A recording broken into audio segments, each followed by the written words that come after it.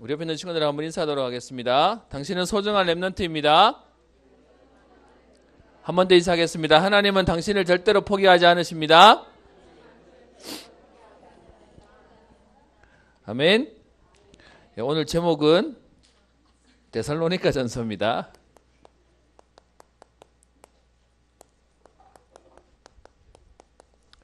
우리 한 달에 한 번 있는 렘넌트 데이는 우리 성경에 있는 말씀을 확인하고 보는 시간입니다. 목사님, 안타까운 건 정말로 바깥에 한번 못 나가본 사람들끼리 성경이 맞네 틀리네 뭐 이게 진짜네 가짜네 라고 얘기하는데요. 목사님이 렘넌트 데이 때만이라도 여러분에게 성경을 보는 이유는 뭐냐? 지금도 성경이 역사책은 아니에요. 그런데 실제로 있었던 응답들과 기록들을 얘기했기 때문에 지금에 있는 얘기와 똑같이 가는 거예요. 그래서 오늘 있는 데살로니가도요, 실제로 지명이 있어요. 어느 나라에 있을까요? 지금 그리스의 저 지역이 있어요. 여러분 구글 지도에다 테살로니가라고 검색해 하시면 여기가 떠요. 옛날에도 있었고 지금도 있었어요. 실제로 역사의 흐름 속에 그 현장들이 갔던 거예요. 그래서 여러분 미안하지만 여러분 친구들이 아니면 무식한 사람들이 얘기하는 그 말을 여러분 들으시면 싸울 필요 없이 세상도 모르고 역사도 모르는 무식한, 그래서 하나님의 인도도 모르는구나 라고 불쌍히 봐주시면 되고요. 그래서 여러분들은 말씀을 통해 진짜 중요한 것들을 보고 확인해야 되겠습니다. 목사님 어제 기사를 봤는데요. 목사님 토요일 어디 안 가거든요. 하루 종일 어제 목사님 축구도 안 봤어. 축구 볼 시간도 없어. 뭐 이렇게 아침에 새벽에 나서 결과만 확인했는데 어제 여러분 뉴스에 보니까 뭐가 나오냐? 대구에 흑암이 덮쳤어요. 뭔 일 있는 줄 알아요? 어제 동성로 나가본 친구들은 알 텐데 퀴어 축제가 있어요. 여러분 퀴어라는 말의 의미가 뭐죠? 자기들은 특별하다는 말의 퀴어가 언제부턴가 동성애를 상징하는 말이 되어버렸어요. 여러분 그래서 퀴어란 말은 사실 좋은 말이 자기들에게 좋은 말 붙였어요. 우리는 특별한 존재라고 만들어 놓은 거예요. 여러분 분명한 그들도 구원받아야 되는 하나님의 사람이에요. 혐오하라는 말을 얘기하는 게 아니라 분별할 수는 있어야 돼요. 여러분 이게 무슨 말인지 알아요? LGBT 동성애자들이 쓰는 말이에요. 레즈비언, 게이. 여기 B라는 것은 양쪽. 나는 동성애자고도 할 수 있고 나는 이성애자고도 할 수 있는, 나는 양쪽 다 상관없는 사람입니다. 그리고 T는 트랜스젠더. 이 말을 좋은 말로 갖다 붙였어요. 퀴어라는 말로. 그러니까 이들이 지금 축제를 하고 있는 거예요. 여러분에게 분명히 얘기합니다. 저들은 지옥 갈 나쁜 인간들이라고 말하는 게 아니라 본인들이 하나님을 모르니까 자기를 놓쳐버렸어요. 그래서 이러면 행복하는 줄 알고 사는 거예요. 여러분 물어보겠습니다. 나는 여자로 살면 행복할까요? 남자로 살면 행복할까요? 아니요. 하나님 만나지 않으면 행복하지 않아요. 그런데 그 부분은 모르니까 자꾸 다른 것을 하고 살고 있는 거예요. 그러면서 자기들은 되게 핍박받는 것처럼 얘기해요. 여러분에게 물어보겠습니다. 여러분 우리나라는 동성애 하면 잡아가나요? 그런데 자기들은 억압받고 산다고 얘기해요. 그래서 이제 이 억압받는 데서 우리가 해방돼야 된다고 얘기하면서 무슨 전사처럼 얘기하고 있어요.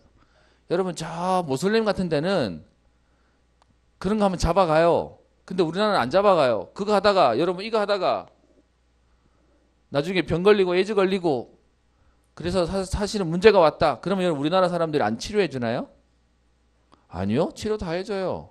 여러분 어떤 면에서는 이들이 자기들 하고 싶어가지고 난잡하게 사는데 그것 때문에 병 걸리면 우리가 내는 세금 가지고 다 고쳐줘요. 그런데 자기들은 억울하대. 자기들은 소설로 핍박받는데요. 그래서 이 사람들이 당당하게 나와가지고 퍼레이드하고 난리가 나버렸어요. 여러분 이 가운데 같이 가서 싸울 필요 없어요. 우리는 그 싸움 하는 거 아니니까. 근데 분명히 알아야 되는 건 여러분 이 사람들도 하나님 만나야 돼요. 그리고 이 사람들이 만드는 흐름을 보면서 우리는 뭐하냐? 현장의 영적인 흐름을 놓고 기도하는 거예요. 그래서 우리가 예배를 모여서 우리가 예배 드린다 기도한다? 분위기가 완전 다른 거예요. 물론 우리가 따라 할 건 아니지만 여러분 유대인들은 철저하게 유대인 안식일 지키잖아요. 그들은 지금도 토요일 날이 자기들의 예배 날이에요. 그래서 금요일 저녁부터 토요일 날을 하는데 지금도 토요일 날이 되면 그들은 자기들끼리 예배 드리고 자기들이 있는 성서에 철저하게 하는데 여러분 동네 딱 가면 여기는 유대인 동네구나 안 돼요. 왜? 토요일 날 아무도 문을 안 열어버려. 다 쉬고 다 놀아버리니까. 심지어는 건물을 들어갔는데 이게 유대인 건물인지도 안 돼요. 왜? 엘리베이터를 타고 엘리베이터 버튼 누르는 것도 노동이라고 얘기해서요. 그 유대인 주인은 토요일 날 되면 엘리베이터의 모든 버튼을 다 눌러 놓는데요. 그게 노동이 아니라고 이거. 그러니까 표가 난다고요. 자기들만의 문화를 만들어요. 그래서 여러분 지금 동성애자들은 동성애의 문화를 만들어요. 그러면요. 하나님 자녀인 저와 여러분들은 뭐 해야 되겠습니까? 복음의 문화 만드는 겁니다. 그것 때문에 뭐하냐? 지금 우리 렘넌트 데이라는 것을 하고 있는 겁니다. 선생님 별로 하는 것도 없는데요. 맞아요. 그래서 우리가 이 부분을 만들어내는 거예요. 흐름을 바꾸는 거예요. 사실 목사님이 대구 와서 조금 놀란 거 하나 있어요. 그게 뭐냐 하면 처음 와서 우리 결혼한 집사님들이 여러분도 아마 잘 이해 안 될 텐데 제가 여러분처럼 고만할 때 같이 봤던 동생들이 물론 저도 애를 냈났지만 결혼해서 애를 낳았다고 돌잔치를 한대요. 그 돌잔치를 가서 보고는요 목사님 깜짝 놀랐어요. 왜냐? 우리가 하는 돌잔치는 세상에서 하는 돌잔치의 돌잡이하고 똑같아요. 사실 제가 전에 있던 서울에 있었을 때는 그 돌잔치를 해도요 복음적으로 돌잡이를 했어요. 그걸 보고 왔다가 대구로 왔더니 돌잡이를 다 바깥 사람들한테 맡기니까 이해되죠? 돈 주고 사람들에게 맡기니까 그들이 와서 하는 돌잡이 문화가 뭐냐? 복음 문화가 하나도 없어요. 근데 문제는 그걸 아무도 당황하지 않고 그동안 그래오니까 그냥 그렇게 가버리더라고요. 그래서 여러분에게 제안합니다. 우리가 복음 문화 바꿨으면 좋겠어요. 복음으로 결혼 문화도 바꾸고요. 결혼식 이후에 필요한 문화도 바꾸는 거예요. 목사님 이거는 어디서 봤냐? 해외에서 온 랩런트들이 여러분 우리는 결혼식 빨리 끝내고 막 다 보내고 가가지고 이거 실핀 한 200개씩 뽑고 자는 게 일이잖아요. 그런데 외국은 잔치 그 결혼식 끝내고 난 뒤에 온 사람들하고 하객들하고 같이 이렇게 쭉 마지막 사실 파티하는 게 문화거든요. 근데 그 문화 속에 있다 보니까 아 이런 건 좋은 것도 있구나도 사실 보기도 했어요. 그리고 랩런트가 태어나면 그 랩런트에 태어난 예배부터 그 아이 돌 예배까지 사실은 이후에 있는 인생의 모든 스케줄에 우리가 만드는 이걸 찾아가는 거예요. 그걸 놓고 기도하는 거예요. 그래서 필요하다면 나가서 보기도 하고요. 카피오자는 게 아니라 우리가 필요한 복음 문화 만드는 거예요. 이해되십니까? 그래서 그것 때문에 우리가 찾아갈 거니까 앞으로 필요하다면 여기 와서 함께 응답받았으면 좋겠어요. 목사님 오늘 주보 보면서 감사한 거는 우리 주보가 조금 이렇게 수고하시는 분들이 뭐 이것저것 넣어주는데 오늘 2명을 소개했는데 1명만 얼굴이 나왔어. 그래서 여기 나오는 친구는 세한 친구고요. 이 유성 친구 안 나오는데 둘 다 재밌는 건 둘 다 체육을 좋아한대요. 목사님 꿈에도 그리는 축구부를 만들 수 있을 것 같아.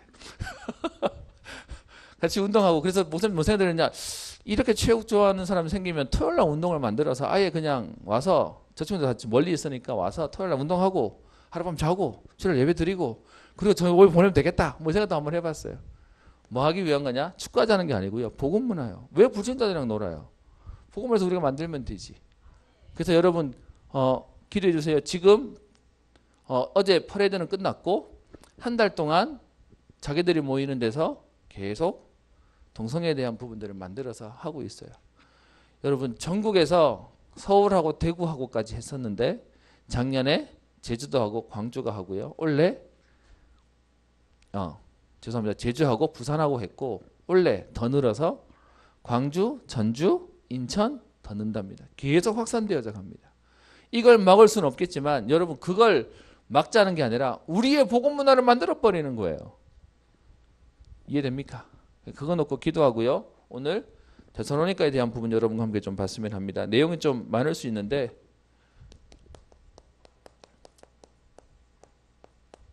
이 지역에 대한 부분부터 조금 이해하고 지나갑시다. 여러분 이 데살로니가는 지금의 그리스라고 하는 지역에 지명 이름이 테살로니카라고 해서 지역이 있습니다. 여러분 성경을 좀 보시려면 이해할 수 있으려면 여러분 가지고 있는 성경에 보면 저 뒤에 가면 여러분 성경 제일 뒤에 껍데기 있는 데 가면 지도가 몇 개 나와요. 첫 번째 지도는 출애굽에 대한 지도고 두 번째 지도가 바울이 전도 여행했던 지도예요. 여러분 한번 찾아보세요. 수연아 한번 찾아봐봐. 성책 있어? 제일 뒤에 우리 세연이가 성경에 관심이 많아서 제가 꼭 알려주고 싶었어요. 여러분 그 지도 보여요? 바울의 1차 전도 여행 찾았어요? 그 그림? 거기에 보시면 여러분 에게해라고 보이고 그 위에 보면 아테네 그리고 베레아 데살로니카라고 하는 지역 보여요? 못 찾는 사람 옆에다 뭐 얘기해 주세요. 지도를 봤더니 여기가 어디 뭐 이런 사람 있나요? 지중해가 있고 지중해 위에 에게해가 있죠. 에게 옆에 보이는 그 툭 튀어나온 게 뭐냐? 그게 지금의 그리스 땅이죠. 그 그리스 땅에 쑥 들어가 있는 만에 저 위에 올라가면 데살로니카라고 하는 지역이 있죠. 실제로 지금도 있는 지역이에요. 됐어요? 네, 다시 돌아와서 그 지역에서 있었던 사건을 얘기하고 있는 거예요. 이걸 이해하려면 어디를 보시냐? 사도행전 17장에 있는 사건을 보시면 이 데살로니카 지역에서 전도했던 내용이 나와요. 바울이 복음 받고 나니까 이 복음을 말해야 되겠다고 뭐하냐? 자기의 지역을 넘어서 다른 나라에 가서 복음을 전해요. 그것을 뭐라고 얘기하냐? 선교라고 얘기하죠.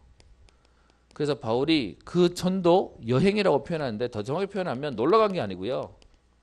복음 전하려고 자기 돈 들여가지고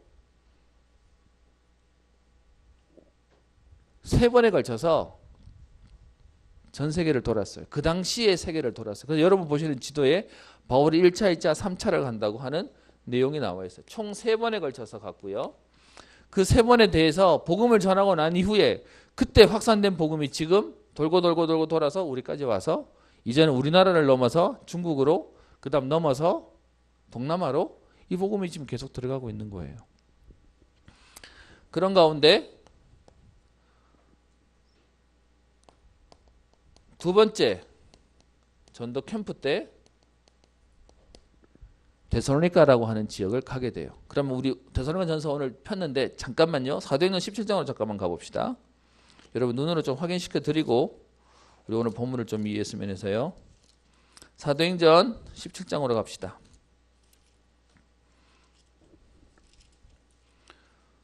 여러분 17장 1절에 보면 돼 있죠. 그들이 여기서 말하는 그들은요. 바울은 전도하러 갈 때 혼자 안 가요. 같이 설명을 할 수 있는 팀의 응답을 받았어요. 그래서 여러분들에도 얘기합니다. 여러분 진짜 복음 때문에요. 함께하는 사람들이 하나님 만나게 하실 거예요. 여러분 진짜라면 진짜끼리 통하도록 하나님 만나게 하실 거예요. 그래서요. 그 바울 팀들이 오늘 17장 1절에 암비볼리와 아볼로니아로 다녀가 데살로니카에 이르니라고 되어 있죠. 그러면 여러분 아까 전에 있던 지도 다시 펴볼까요? 그 지도의 뒤로 넘어가 보면 지도에 있는 화살표 내용 가운데 데살로니카로 오기 전에 화살표가 어디로 되어 있어요? 아볼로니아라고 되어 있죠. 그리고 그 앞에는 뭐로 되어 있어요? 빌립보라고 되어 있죠. 빌립보는 16장에 있었던 전도 사건이거든요. 여러분 지금 이 지역도 여전히 존재하는 거예요. 이거 여러분 지도를 보여준다는 얘기는 옛날 허구가 아니라 실제로 있었던 사건이고요. 실제로 이 지역에 가면 그 흔적이 남아있어요. 유적이 남아있어요. 그래서 그 2차 전도 때 그들이 암비볼리와 아볼로니아로 다녀가서 데살로니카라고 하는 지역까지 오게 된 겁니다. 자, 됐습니다. 다시 돌아와서요. 그럼 이 지역에 대해서 여러분 조금 알아야 되는데 이 데살로니카라고 하는 지역에 특색이 있어요. 그 특색이 뭐냐? 그 당시에 여러분 실크로드라고 들어봤죠? 비단이 왔다 갔다 하는 길이라고 하는데요. 근데 그 비단 길이 어디까지 오죠? 길이? 인도까지 와요. 근데 그 다음으로 유럽으로 해서 쭉 넘어오는 그 길들이 무역로가 생기는데 그 무역로에 있는 도시가 바로 데살로니카라고 하는 지역이었어요. 그래서 상업적으로 굉장히 중요한 요충지였어요. 그러다 보니까 사람들이 많이 모였겠죠. 그 많이 모이는 중에 유대인들도 일찍이 그 사람들은 장사 대단하거든요. 그래서 일찍 모여서 유대인들이 모이니까 유대인들이 모이면 그들은 몇 명만 생기면 만드는 게 있어요. 그게 뭐냐? 회당이에요. 그들만의 문화. 우리는 복음 문화 만들 때고 그들은 그들만의 유대인 문화를 만들어서 회당이라는 걸 만들어요. 그 회당이 있는 그곳을 보고 바울이 뭐하죠? 바울도 무슨 사람이죠? 자기는 유대인이면서 로마 시민 같은 사람이에요. 그래서 그 사람들이 가서 복음 전해야 되겠다고 17장 2절에 오늘 돼 있죠. 자기의 관례대로. 여기서 말하는 관례는요. 바울이 전도하러 가는데 닥치는 대로 한 거 아니에요. 본인만의 계획이 있고 시간표가 있고 규례, 자기만의 룰이 있어요. 그래서 그들에게로 들어가서 세안식일에 성경을 가지고 강론했다고 되어 있어요. 세안식이란 말이면 3주 동안 복음 전했다고요. 그럼 날짜로 치면 21일이죠. 21일 동안 전한 메시지가 뭐죠? 성경을 얘기하는데 성경의 핵심을 얘기합니다. 그 성경의 핵심이 뭐죠? 메시지의 특징. 바울이 가서 뭘 전해요? 교회 얘기해요? 아니요. 뭔 얘기하죠? 3절에 읽어봅시다. 17장 3절 시작. 뜻을 풀어 그리스도가 해를 받고 죽은 자 가운데서 다시 살아나야 할 것을 증언하고 이르되 내가 너희에게 전하는 이 예수가 곧 그리스도라 하니. 아멘. 오늘 말씀 속에요. 누구를 전하냐? 그리스도를 증거해요. 그런데 그냥 그리스도를 말한 정도가 아니고요. 성경의 주제가 그리스도인데 그리스도가 오늘 말씀 속에 왜 오셔야 되고 그리스도가 오셔서 왜 해 받으셔야 되고 왜 죽으셔야 되고 왜 부활하셔야 되는지에 대한 이유를 설명했어요. 여러분 예수님이 왜 오셔야 되죠? 세 가지 근본 문제 해결하려고요. 하나님 떠난 문제, 죄 문제, 사단에게 장악된 문제. 그거 해결하기 위해서 그리스도가 오셔서 십자가에서 고난 받으시고 그 모든 죄 문제를 해결하기 위해 십자가에서 죽으시고 그리고 하나님이신 증거로 어떻게 해요? 부활하셨어요. 그 그리스도에 대한 설명을 하고 바로 이 그리스도가 누구라고 얘기하죠? 예수님이다 라고 얘기하죠. 우리가 못 박혀 죽인, 우리 유대인들이 몰라서 죽인 바로 그 예수님이 바로 메시아야, 하나님이야 라고 설명하는 겁니다. 여러분 그게 우리가 말하는 복음의 메시지 핵심이에요. 여러분 친구들한테 가서 난 교회 믿어. 미안하지만 참 무식하면 우리는 교회를 믿는 게 아니에요. 우리 누구를 믿죠?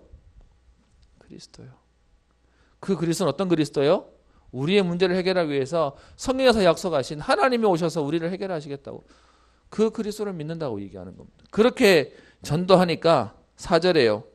하나님 주신 응답이 어떤 응답이 생기죠? 그 중에 어떤 사람 곧 경건한 헬라인의 큰 무리. 여러분 여기서 말하는 헬라인은 그리스 사람이에요. 마게도냐 사람. 그래서 그들 가운데 어떻게 해요? 유대인들에게 가서 회당에서 복음 전했는데 그 가운데 하나님이 외국 사람들인 헬라인들이 믿어요. 왜요? 현장은 예비되어 있거든요. 우리가 왜 전도하는지 아세요? 내가 말을 잘했더니 믿는 게 아니라 하나님이 영생받기로 작정된 자를 현장에 두셨어요. 그래서 여러분 이게 맞는지 아닌지 학교 가가지고 말해보라니까 말했는데 반응 없으면 찾아오세요. 근데 말을 안 해. 목사님도 아는 친구 한 명한테 보험 안 전했는데 그 친구가 먼저 우리한테 얘기하더라고요. 야 나도 너네들 맨날 가는 거기 한번 가면 안 돼? 그래가 나중에 이 친구가 따라왔어요. 얼마나 부끄럽고 미안한지. 근데 이 친구가 신앙생활 너무 잘했어요. 그때 제가 느낀 게 이렇게 잘할 줄 알았나 뭐 사실 그게 제 마음이었어요. 현장이 어떻게 돼 있죠? 경건한 헬라인의 어떻게 해요? 큰 무리요. 많은 사람이 믿었다고 되어 있어요. 그리고 또요. 적지 않은 귀부인도 믿었대요. 여러분 귀부인이란 말이 무슨 말이죠? 성공한 사람들 와이프. 세상 말에 성공자들의 와이프들이 믿었는데 그 사람 숫자도 적지 않았대요. 그래서 그들이 많은 사람이 예수 믿게 되고 복음이 증거되고 나니까 문제는요. 5절에 그러나 유대인들은 시기해요. 왜 유대인들이 시기하죠? 자기들은 그리스도에 관심 없고 자기들한테 관심이 있거든요. 유대인들이 관심이 있거든요. 근데 유대교에서 벗어나서 그리스도를 찾으니까 자기들 입장에서는 열받는 거예요. 그래서 뭐하죠? 시기하여 저자의 어떤 불량한 사람, 여기서 말하는 저자는 길거리란 말이에요. 길거리에 불량한 사람, 불량배들을 동원해서 때를 지어서 성을 소동하게 합니다. 이 당시에 살았던 지역을 성이라고 부르는데 그 성에 와서 막 모함하는 거죠. 그래서 뭐라고 얘기합니까? 6절에 천하를 어지럽게 하던 이 사람들이 여기도 이름에 그러면서요. 그 내용이 가이사의 명을 거역하여 말하되 다른 임금 곧 예수라 하는 이가 있다 하더이다 라고 말합니다. 여러분 이 말이 무슨 말이냐 하면 이 당시에 가이사는 로마의 황제를 가이사라고 얘기합니다. 시자라고 얘기하는 가이사. 이 당시에 왕을 부를 때 호칭이 뭐냐? 주여라고 불러요. Oh my Lord 하는 그 주님이라고 부르는 거예요. 그래서 황제만 주님이라고 불러야 되는데 문제는 예수 믿는 사람들이 황제보다 내 인생을 어디다 걸죠? 예수님한테 걸어요. 그러니까 예수님을 향해서 뭐라 부르죠? 주님이라 불러요. 그러니까 요 말꼬투리 가지고 거짓말을 만드는 거예요. 뭐냐? 쟤네들이 황제를 무시하고 다른 임금을 섬긴다 라고 소문을 내버리는 거예요. 그러면 여러분 당연히 로마 사람들은 뭐 할까요? 저 반역하는 무리들이라고 해서 잡겠죠. 사실 그래서 예수 믿는 사람들이 어려움을 당해요. 그럼 여러분 지금도 여러분들이 아마 들어봤을 거예요. 우리 교회 다닌다고 얘기하면 야 그게 막 영상으로 막 메시지 본다며? 라고 하면서 이상하게 얘기할 거예요. 여러분 물어봅시다. 영상으로 메시지 보면 틀렸나요? 그게 이단인가요? 여러분 여기 저 순복음교회도 영상으로 봐요. 큰 교회들이 많으면 영상으로도 보고 인터넷으로 보고 해요. 근데 복음이 뭔지를 모르니까 형태 가지고 시비 거는 거예요. 그거 가지고 안 맞다라고 얘기하는 거예요. 그러면서 오늘 얘기하죠. 사람들이 찾아와서 막 여러분들을 어렵게 하는 거예요. 그들이 말하는 비슷한 말 가지고 다른 말을 하도록 속여가지고 얘기하는 거예요. 그러면서 그들이 찾아와서 오늘 5절에 얘기합니다. 야손의 집에 침입합니다. 여러분 여기서 말하는 야손이 영어 이름으로 말하면 제이슨이에요. 목사님 영어 이름 볼 때마다 되게 재밌는 게요. 성경 이름에서 따왔는데 걔한테 물어봐요. 네 그 이름 어디서 왔는지 아니까 모른대요. 그냥 지어서 그냥 그래 부른대요. 성경에서 따온 영어 이름이 대부분인데 문제는 당사자들은 전혀 복음을 몰라. 참 안타깝고 무식한 상황들을 보고 있는 것 같아요. 그 야손의 집에 찾아가서 지금 이 전도자들을 끌어내려고 하는 거죠. 그런데 이들이 어떻게 해요? 숨겨놔요. 안 잡히도록. 숨겨놓으니까 오늘 5절 뒤에 얘기합니다. 그들을 백성에게 끌어내려고 찾았으나 발견하지 못하매. 그러니까요. 야손과 및 형제들을 끌고 읍장들 앞에 가서 데리고 갑니다. 무슨 말이에요? 바울 전도팀을 못 찾으니까 거기 앞잡이라고 생각하는 집을 제공하고 제자라고 생각하는 야손과 그의 일행들을 잡아다가 끌고 온 겁니다. 그래가지고 지금 오늘 8절에 무리와 읍장들이 이 말을 듣고 소동하여 여러분 그래서요 거짓말하는 사람한테 대부분이 속아버려요. 그래서 오늘 9절에요. 야손과 그 나머지 사람들에게 보석금을 받고 놓아 주니라 라고 얘기해요. 여러분 이 상황 이해돼요? 제가 만약에 여러분 집에 전도하러 갔는데 여러분 집에 전도하러 갔다는 이유 때문에 여러분 동네 사람들이 저를 잡으려고 여러분 집을 쳐들어왔어. 그래서 나를 내놓으래. 근데 여러분이 나를 숨겨놓고 여러분이 대신 잡혀간 거예요 지금. 잡혀가지고 여러분이 지금 어려움을 당해야 되는데 보석금 주면 보석금 내면 풀어줄게라고 얘기한다고 지금 보석금 주고 풀려났다고 얘기하는 거예요. 여러분 물어보겠습니다. 여러분 복음 때문에 어려움을 당하면 여러분 그거 견딜 수 있어요? 아마 그럴걸요. 저 뒤에 숨어 있다고. 나는 잘못 없다고. 저 잡아가라고 얘기하지 않겠어요? 오늘 지금 야손이 그렇게 한 거예요. 그래 놓고는 오늘 10절에 보시면 밤에 형제들이 곧 바울과 실라를 베레아로 보내니라고 되어 있어요. 지금 그날 밤에 다 조용하고 다 돌아갔을 때 어떻게 해요? 몰래 지금 바울과 전도자들을 도망 보내는 거예요. 잡히면 어려움 당하니까. 그게 지금 데살로니가에 편지를 쓰게 된 배경이에요. 그래서 오늘 여러분들하고 데살로니가에 대한 서신 데살로니가 전서를 그래서 오늘 좀 보려고 하는 겁니다. 상황 이해되죠? 그렇게 도망 나왔으니까 인사는 제대로 하고 왔겠어요? 그리고 바울의 마음속에는 뭐가 있었을까요? 나 때문에 저들이 어려움 당했어. 그리고 미안한 마음과 고마운 마음이 있었겠죠. 그래서 바울이 그 데살로니가 교회에 있는 성도들에게 편지를 쓰는 거예요. 다시 가면 되잖아요. 근데 문제는 다시 가면 어떻게 될까요? 야손이랑 그 있던 사람들이 또 어려움 당할 거니까 또 왔다는 소문 돌면 또 어려우니까 그래서 편지로 해서 메시지를 전달하고 있는 거예요. 그렇게 해서 데살로니가 전서에 대한 부분들이 쓰여졌어요. 오늘 그러면요. 여러분들과 함께 데살로니가 전서 몇 장 안 돼요.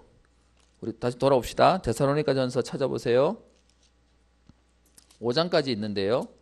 짧게 여러분들에게 기회를 설명했으면 합니다. 그래서 1장 1절에 보시면 바울과 실로아노와 여기서 말하는 실로아노가 신라예요.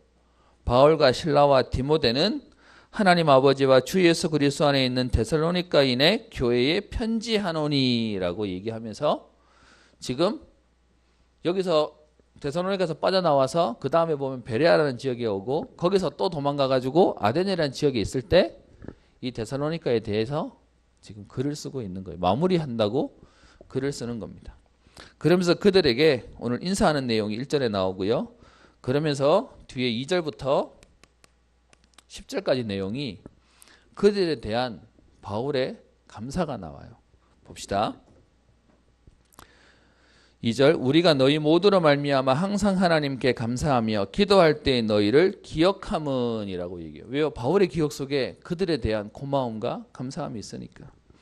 그러면서 이렇게 얘기하죠. 너희의 믿음의 역사와 사랑의 수고와 그리고 그 뒤에 나오는데요. 소망의 인내를 우리 하나님 아버지 앞에서 끊임없이 기억함이니라고 얘기합니다. 여러분 오늘 말씀 속에 얘기하는 게 있어요. 진짜 믿으면 뭐가 일어나죠? 역사가 일어나요.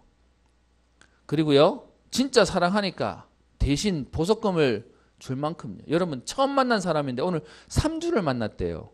새 안식일 동안 복음 전해서 만난 지 3주밖에 안 됐는데 저 사람 때문에 내가 죽을 수도 있는데 이 사람 숨겨주고 자기는 보석금 받고 풀려나야 될 만큼. 여러분 보석금 낸다는 말의 의미가 뭐죠? 잘못했다고 지금 벌 받아야 되는 상황인데 그걸 대신해서 보석금 냈다는 거예요. 여러분 억울하지 않겠어요? 보통 사람 같으면 예수 믿는다고 어려움 당하고 여러분 얘기하는 교회 이상한 교회라고 얘기하면 그럼 이 교회밖에 없나 딴 교회 가면 되지 그러면 그렇게 안 다니겠어요? 그런데 오늘 야손과 데살로니가 교회는 그거와 상관없이 정말로 그리스도가 믿어지니까 그 하나님 앞에 신앙을 지키는 거예요. 그래서 진짜 믿으면 역사가 일어나고 사랑하니까 뭐가 일어나죠? 수고도 하고요. 그래서 여러분 부모님들이 왜 여러분에게 밥 해주고 빨래 해주고 여러분 왜 청소해 주는지 아세요? 사랑하니까. 그래서 하는 거예요. 우리 선생님들이 왜 여러분들에게 하나 뭐 받는 것도 하나 없는데 여러분 위해서 매번 교사로 와서 기도해 주는지 아세요? 여러분 사랑하니까요. 그래서 수고할 수 있는 거예요. 그리고 마지막에 또 얘기하죠. 그러면서 소망에 있네요. 뭔 소망이 있죠? 하나님은 살아계시고 분명히 하나님은 역사하실 거고 저 천국에 대한 비밀과 하나님의 말씀은 성취될 것에 대한 소망이 있으니까 기다릴 수 있는 거예요. 다른 사람 여기서 뭐라 하고 막 해도 상관없는 거예요. 거기에 대한 얘기를 말하면서 4절에 얘기하죠. 하나님의 사랑하심을 받은 형제들아 너희를 택하심을 아노라. 하나님이 너희를 구별하여 하나님 자녀로 삼으셨음을 내가 안다. 그러면서요 6절에 또 너희는 많은 환난 가운데서 주의 성령의 기쁨으로 말씀을 받아 우리와 주를 본받은 자가 되었으니. 여기서 말하는 본받은 자의 의미가 뭘까요? 바울도 복음 때문에 계속 핍박당하고 도망다니거든요. 그런데 그 복음 받아놓으니까 똑같이 어려움을 당하는 거예요. 여러분 그래서 조금 안타깝지만 여러분 예수 믿는다고 사람들이 자꾸 놀릴 수 있어요. 여러분 보고 되게 무식한 것처럼 말할 수도 있을 거예요. 근데 여러분 그들이 사실은 무식한 거예요. 그 어려움을 여러분 아시는 예수님도 그렇게 억울함 당해서 십자가에 달려 돌아가셨어요. 근데 여러분 그게 끝이 아니었죠. 그게 승리가 되죠. 마찬가지로 전도자들도 예수 믿는다고 어려움 당했어요. 그럼 여러분이 얘기했습니다. 여러분도 예수 믿는다고 어려움 당한다. 그럼 불행한 거예요? 행복한 거예요? 대답 못하지. 어려움 당하는 건 싫으니까. 근데 여러분 그게 어려움이 아니라 하나님의 영광스러움에 참여하는 거예요. 그러면서 오늘 7절에 그러므로 너희가 마게도냐와 아기야에 있는 모든 믿는 자의 본이 되었느니라. 여러분 예수 믿는 지 3주밖에 안 됐는데 물론 이후에 도망 나오고 편지 썼을 때는 조금 더 기간이 지났겠죠. 그런데 초신자들로 보이는 이들이 어느 만큼 돼요? 데살로니가라고 하는 지역뿐만 아니라 마케도냐와 아가야라고 하는 지역에 그 지금 아까 봤던 그림 그 만 있는 일대 그 지역에 믿음의 본이 될 만큼요. 여러분 그렇게 하나님이 역사하시고 축복하시는 거예요. 그래서 신앙은요 연수를 자랑하는 게 아니에요. 거기에 대한 감사를 쓰고 있는 게 10절까지에 대한 내용이에요. 그래서 8절에 뒤에 보시면 주의 말씀이 너희에게로부터 마게도냐와 아가야의 일을 들릴 뿐만 아니라 하나님을 향하는 너희 믿음의 소문이 각 처에 퍼졌으므로 우리는 아무 말도 할 것이 없노라라고 얘기합니다. 그래서 여러분 때문에요. 소문이 나서 여러분 가정 살리고 가문 살리고 여러분 학교 살리고 여러분의 미래 살리는 응답이 있기를 주 이름으로 축복합니다. 오늘 긍답이 있었다고 얘기하는 거예요. 그래 놓고는 2장에 들어와서 2장 1절부터 16절까지 바울이 데살로니가서 어떻게 사역했는지에 대한 부분들을 쭉 설명하고 있어요. 여러분 오늘 정리해 드리는 건 가서 여러분 이거 알고 보시면 금방 보일 거라서요. 그래서 16절까지 거기에 대한 내용을 얘기하고 있어요. 내가 너희들에게 가서 이렇게 사역했지 않냐? 너희들도 알지 않냐? 라고 얘기하는 겁니다. 그러면서 13절에 얘기합니다. 이러므로 우리가 하나님께 끊임없이 감사함은 너희가 우리에게 들은 바 하나님의 말씀을 받을 때에 사람의 말로 받지 아니하고 하나님의 말씀으로 받으니 진실로 그러하도다. 이 말씀이 또한 너희 믿는 자 가운데서 역사하느니라. 그러면서요. 하나님의 교회들을 본받은 자 되었으니 그들이 유대인들에게 고난을 받음과 같이 너희도 너희 동족에게서 동일한 고난을 받았느니라. 이 복음 받았다는 이유 때문에 이전에 선지자들이 고난 받았다는 것처럼 너희도 유대인들이 핍박하는 상황이 왔다. 그러면서요. 그 뒤에 얘기하기를 유대인들은 주 예수와 선지자들을 죽이고 우리를 쫓아내고 하나님을 기쁘시게 하지 아니하고 모든 사람에게 대적이 되어 우리가 이방인에게 말하여 구원받게 함을 그들이 금하여 자기 죄를 항상 채움에 노하심이 끝까지 그들에게 임하였느니라 라고 얘기해요. 무슨 말이에요? 그들이 다른 사람에게도 이 복음 말하지 못하도록 막아버린다고요. 그래서 여러분 지금 차별금지법이라는 이름 때문에 전도를 못하는 시대가 올지도 모르겠어요. 여러분 어떤 편은 자기들의 자유는 얘기하면서 우리들의 자유는 얘기하지 않아요. 그리고요 뒤에 17절부터 그 뒤에 있는 20절까지 바울이 쓰는 말이 있어요. 뭐라고 얘기하냐? 내가 다시 데살로니가를 방문하기를 17절에 얘기하죠. 형제들아 우리가 잠시 너희를 떠난 것은 얼굴이요 마음은 아니니. 지금 급하게 나왔잖아요. 그러니까 너희 얼굴 보기를 열정으로 더욱 힘써서 가기를 바랬는데 18절에요. 바울은 한 번, 두 번 너희에게 가고자 애를 썼지만 사단이 우리를 가지 못하도록 막았다. 갈 수 있는 여건이 안 되게 되었다라고 얘기하는 거죠. 그러면서 19절 20절에 바울이 얘기하는 게 있습니다. 우리의 소망이나 기쁨이나 자랑의 면류관이 무엇이냐? 우리의 자랑이 뭔지 아냐? 그게 바로 예수님이 재림하실 때에 바로 구원받은 너희가 우리에겐 자랑이고 기쁨이고 면류관이다 라고 얘기합니다. 그래서 여러분 하나님이 가장 기뻐하시는 렘넌트에게 하나님 자녀에게 원하시는 열매가 뭔지 아세요? 또 다른 사람에게 복음을 전해서 하나님 자녀 만드는 거예요. 그게 응답이래요. 그러면서 3장 1절부터 13절까지 내용 속에 가고 싶었는데 갈 수가 없는 상황이니까 그래서 나 대신 디모데를 파송해서 너희들에게 사역하도록 하겠다라고 하는 내용이 3장 1절부터 13절까지 그 내용이 나와 있는 거예요. 그리고 4장 여러분 1절을 보세요. 그러므로 형제들아 우리가 끝으로 주 예수 안에서 너희에게 구하고 권면하노니라고 해서 4장 1절부터 마지막 절까지 5장 28절 까지 이제 바울이 하고 싶었던 권면을 얘기하고 있습니다. 그 내용이 데살로니가 전체 내용이에요. 이렇게 알고 보시면 성경 되게 쉬워요. 그래서 조금 정리를 한번 해봤던 거고요. 오늘 이 권면에 대한 내용으로 데살로니가서를 잠깐 정리하려고 합니다. 1과가 3과가 뭐 다 있는데 오늘 목사님 그냥 요 얘기로 이 부분 알면 되고 권면을 뭐로 했는지 한번 봅시다. 4장 1절 보세요. 형제들아 우리가 끝으로 주 예수 안에서 너희에게 구하고 권면하노니 그러면서 뭘 얘기해요? 어떻게 하나님을 기쁘시게 할 수 있는지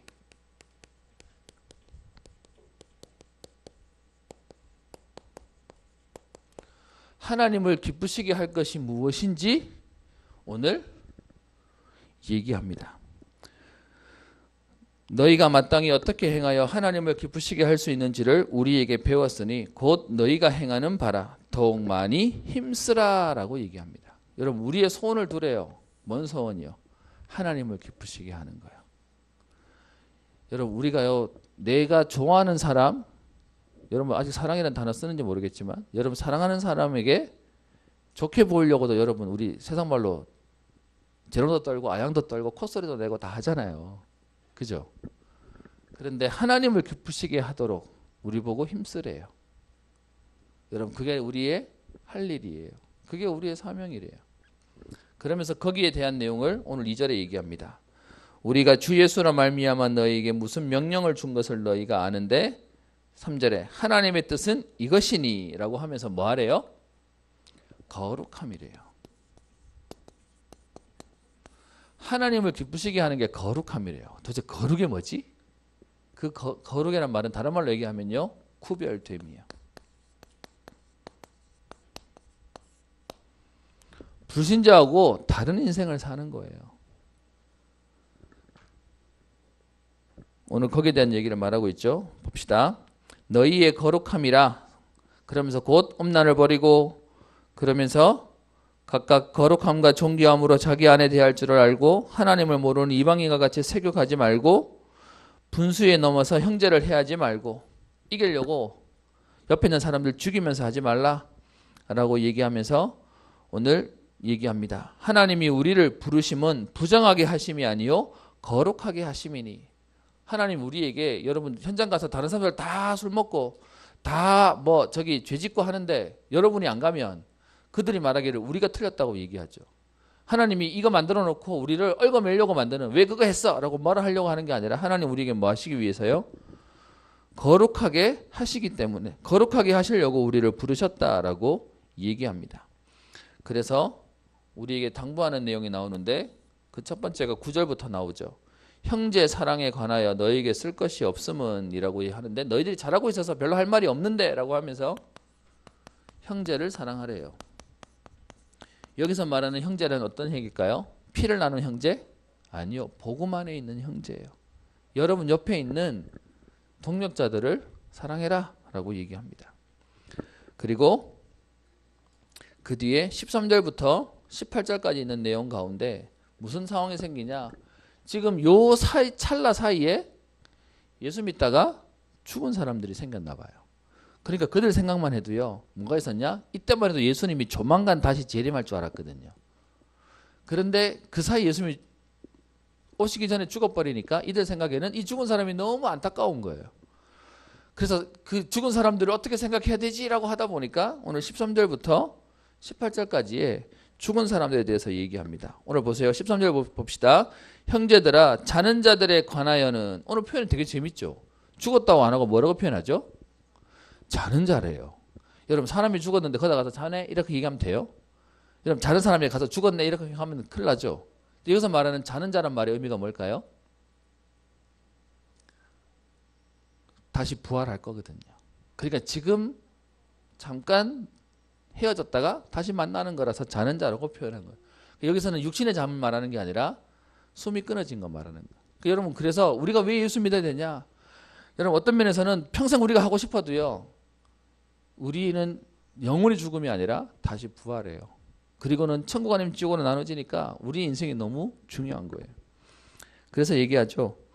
말하는 것이 소망이 없는 다른 이와 같이 슬퍼하지 않게 하려 함이라. 불신자는요. 그렇게 죽으면 어떻게 되죠? 영원한 지옥이요. 그래서 불신자는 사람 죽으면 그렇게 우는 거예요. 다시 못 만날 줄 아니까. 근데 그래서 우리는 사망이라고 말하지 않아요. 성도가 죽음에 이르면 뭐라고 하죠? 소천. 무슨 뜻이죠? 불러서 천국 갔다고. 천국 갔다고 얘기하는 소천이라고 얘기하는. 그래서 말하기를 예수께서 죽으셨다가 다시 살아나심을 믿을진데 이와 같이 예수 안에서 자는 자들도 하나님이 그와 함께 되리러 오시리라. 15절 얘기합니다. 주께서 강림하실 때까지 우리 살아남아 있는 자도 자는 자보다 결코 앞서지 못하리라. 이들 생각에는 죽은 사람이 억울하다고 생각한 거예요. 아니 그렇지 않다고 얘기하면서요. 16절에 재림 때의 모습을 보여줘요. 같이 읽어볼게요. 시작. 주께서 호령과 천사장의 소리와 하나님의 나팔 소리로 친히 하늘로부터 강림하시리니 그리스도 안에서 죽은 자들이 먼저 일어나고 17절 그 후에 우리 살아남은 자들도 그들과 함께 구름 속으로 끌어올려 공중에서 주를 영접하게 하시리니 그리하여 우리가 항상 주와 함께 있으리라. 무슨 말이에요? 성경을 통해서 재림 때 상황을 보는 거예요. 그래서 예수님이 다시 오시면 그냥 안 오신대죠. 주께서 호령과 천사장의 소리로. 그래서 여러분 오늘 길거리 가는데 내가 예수다고 얘기하면 한마디 하세요. 나한테 얘기 안 하던데 라고 얘기하시면 돼요. 예수님이 오실 때는 천사장의 나팔 소리와 호령으로 온 사람이 예수님이 오셨으면 안 돼요. 근데 그거 모르는데 돌아다니면 가서 그 사람이 와서 내가 예수다고 얘기하면 왜 나한테 허락도 안 받고 나한테 안 알리고 왔냐고 한마디 하시면 돼요. 지금 그 얘기하는 거예요. 그렇게 해서 그 예수님이 오시면 누구부터 일어나게 된다고요? 예수 안에서 죽은 자들부터 부활해서 승천하게 되고 그 다음에 살아남은 자들도 올라간다 라고 얘기하는 거예요. 그래서 이게 우리가 보는 천국의 모형이죠. 그래서 18절에 그러므로 이러한 말로 서로 위로해라. 그래서 구원받은 우리가 죽음에 대해서 안타까워하지 말고 다시 천국에서 만날 거니까 거기에 대한 얘기하죠. 그래서 5장에는 뒤에 종말에 대한 내용이 나와요.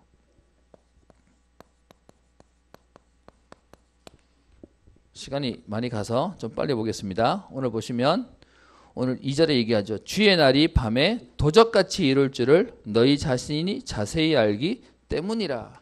때와 시기는 말할 수 없대요. 여러분 자꾸 뭐 언제 온다, 뭐 몇 월 며칠, 뭐 예언됐다, 다 가짜예요. 성경은 그날 모른대요. 어떻게 온다고요? 도적같이 온대요. 여러분 도적이 나 언제 몇 월 며칠에 훔치러 가겠다 말하나요? 안 하죠. 그래서요. 그날은 모르는 게 정상이에요. 알려고 할 필요가 없어요. 근데 우리는 뭐만 하고 있으면 되죠? 예수님 오실 거 알고 우리 지금 믿음 준비하고 있으면 되죠.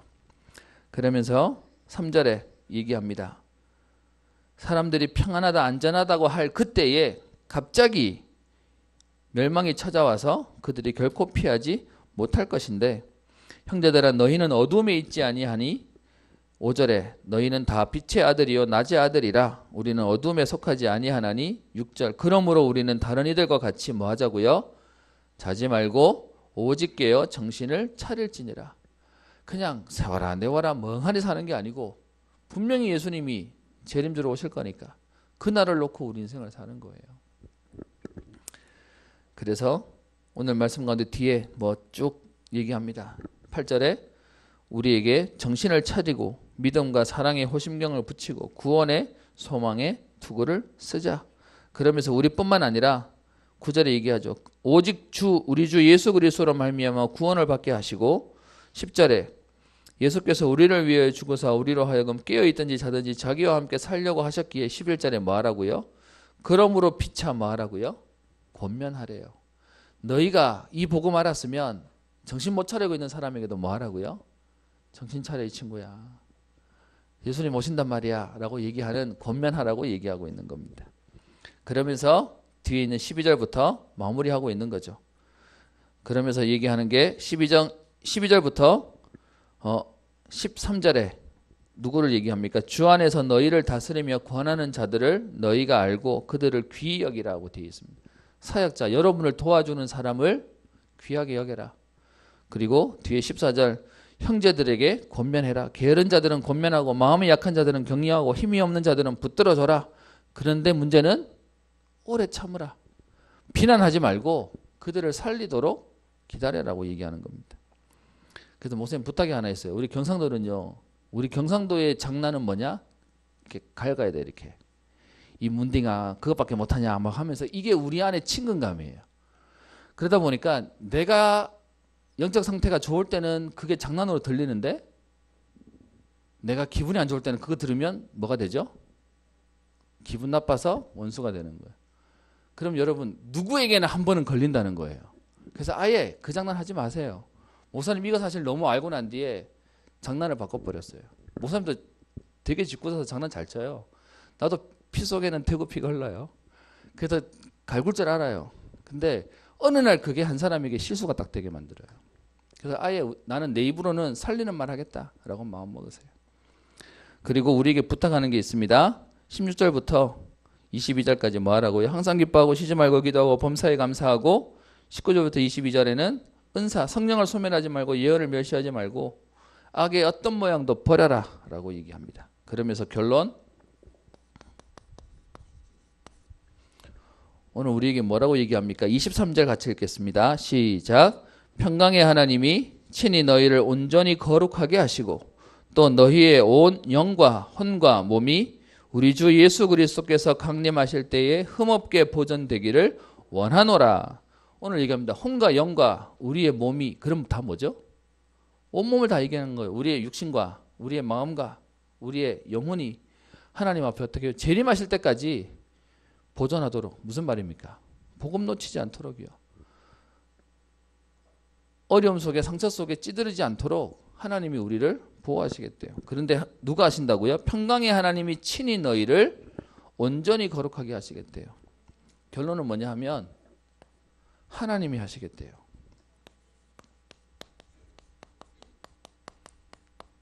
조심할 게 하나 있죠. 하나님이 하신다 그러니까 나는 할 게 아무것도 없나요? 그게 우리가 가지고 있는 착각이. 하나님이 하실 거기 때문에 나는 그 속에 인도만 받으면 돼요. 두 가지를 우리가 잘해야 되는데 하나님이 하신다는 말을 듣고 사람 반응은 두 가지예요. 뭐냐? 하나님이 하시니까 가만히 있는 사람과 또 하나님이 하신다고 하는데도 굳이 내가 계속 해야 되는 사람이 있어요. 둘 다 틀린 거예요. 하나님이 하시기 때문에 난 뭐 하면 되죠? 여러분 좀 다르게 얘기하면 뭘 하면 될까요? 왜?